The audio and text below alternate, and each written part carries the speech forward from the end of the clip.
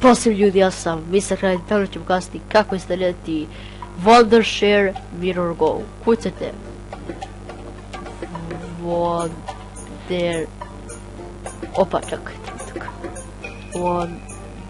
Wondershare Mirror Go. A sad, za sve koji ne znaju šta je Wondershare Mirror Go. To je aplikacija, znači bukvalno možete koristiti telefonski uređaj na kompjuteru, čak imate i opciju record the screen, tako da možete se Wondershare Mirror Go. Uđete na ovaj sajt, vidite da sam ja već ulazio, znači ja sam već iskinuo tu aplikaciju. Znači kad uđete na sajt, u stvari ne, ovo je Softonic, nemojte nikad uzeti Softonic, okej. Wondershare, aha, dajte mi ovo. A će li više, evo ga, Wondershare, download Wondershare Mirror Go free. Uđete na taj sajt i sad ću ok,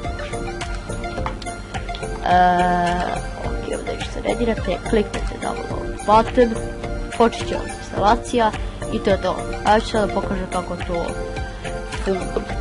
funkcioniše. Znači, ući ćete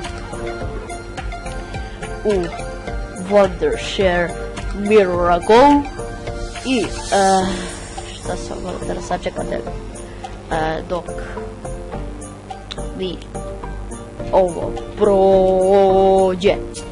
Su da pristupali, ajde bre Wondershare Mirror Go, ajde bre, upali se.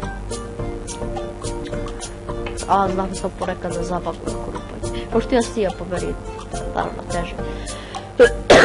Jebe ti kašljivosti. Okej, sve ću da spali. Okej. Sad će valjda to da bude gotovo. Ajde bre, upali se. Mirror Go. Evo ga. Sad. Šta sad? Ovdje se naravno ulogujete. A šta sad? Idemo dole, dole, dole. Here we go. Okej. Šta sad? E sad. Here we go. Idete. I onda možete spomenuti preko Wi-Fi-a i preko USB-a. A na Wi-Fi vas instalira aplikacija Wondershare Mirror Go na telefonu automatski. I uđete u tu aplikaciju i morate skenirati ovaj kod. Onda se upali taj mobilni.